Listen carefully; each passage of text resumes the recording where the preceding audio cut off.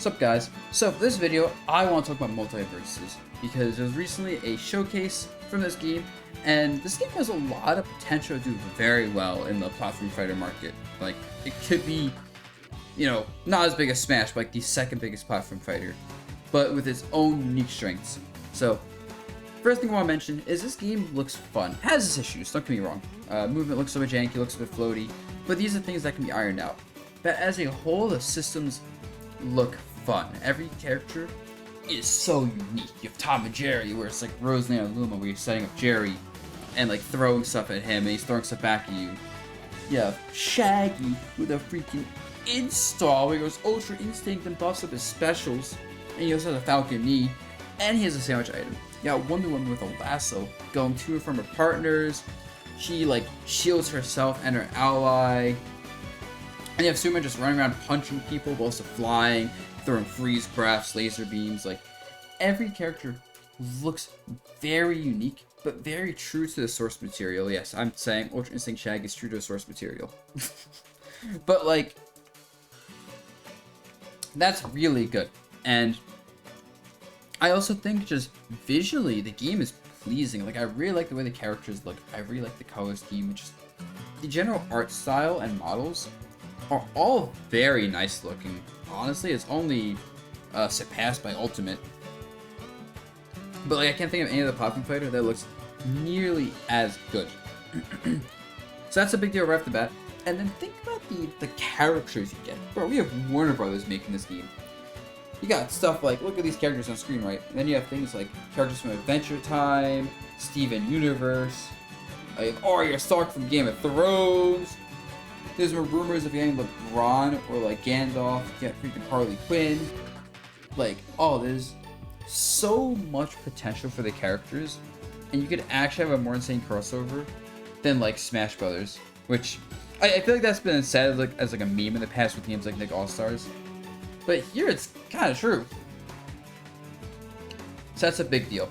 And now, I also love how this game is 2v2 focused. Granted, the devs have said that they're still gonna make the 1v1 good.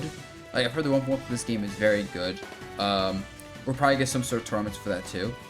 But I really like how it's 2v2 focused, because that means as a platform fighter that like I can play with my friends and like feel like I'm playing a game with my friends, if that makes sense. But like I like Ultimate. I don't really like doubles in that game for various reasons, and the game really isn't built around doubles. Of course, doubles is like a main mode. I know Brawlhalla is a bit more focused on doubles, but that game, I don't know. The fact that this game, the characters are built with synergy moves, like, once again, Wonder Woman lassoing to and from her partner and the show moves, means this is a great game to sit down and just play with my friend.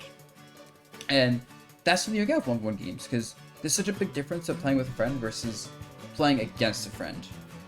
And I think that holds a lot of fighting games back, like Guilty Gear, for example, or just the general genre, I'd say, compared to something like League or Valorant, where I play a lot of Valorant with my friends, some League, solely because I can just play a game with my friends and try to like work together with them.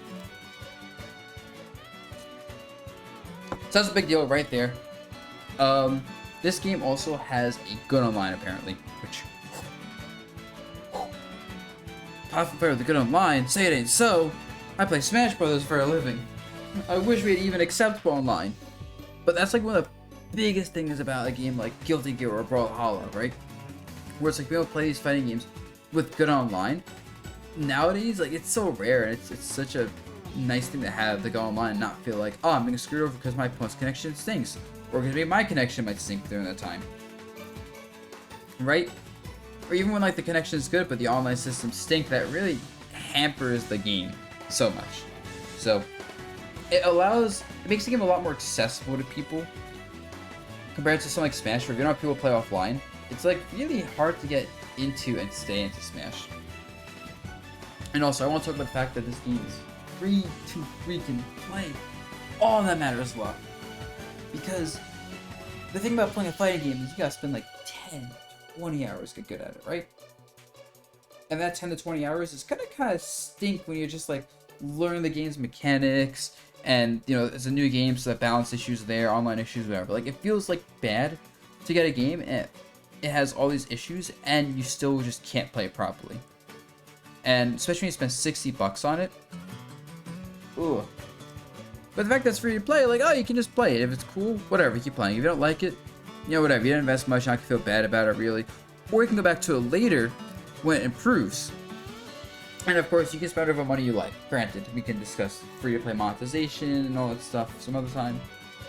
But the point is, you pick how much you want to support the game, if at all.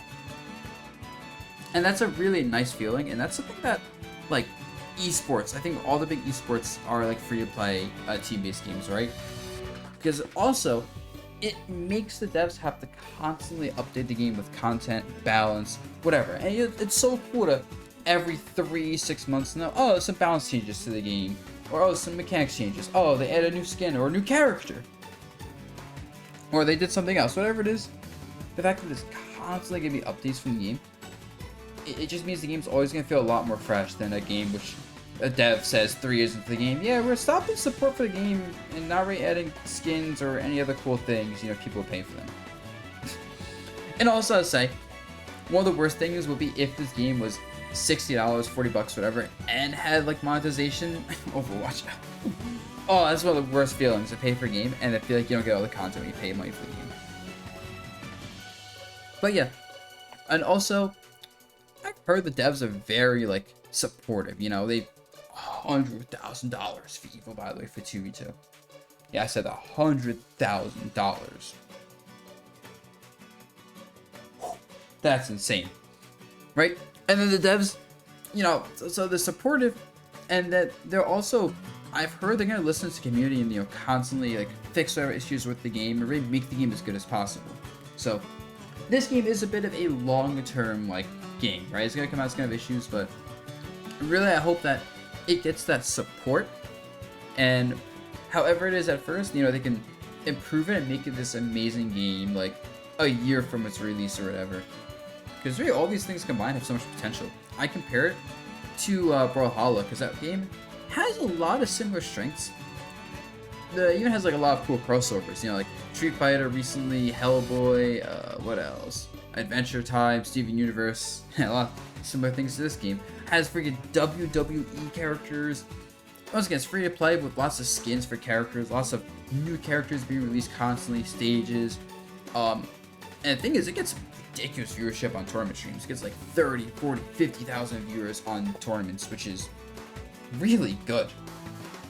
And I feel like this game has so many strengths like that, but just a much nicer base to work with. Because I like my time with Brawlhalla, but the game has issues. It couldn't hold me long term, really, for various reasons. But the biggest one was, like, it felt like a Flash game, and it felt like there was only 7 or 8 characters because it was, like, weapon based, and the movesets with weapons were pretty much standardized. But yeah, so I'm gonna give this game a shot. I'm gonna stream the first when it comes out. You guys can check it out on my Twitch when you want. I think it comes out on the 19th, so like a week from now. But yeah, look out for this game, y'all. It could be really, really, really good.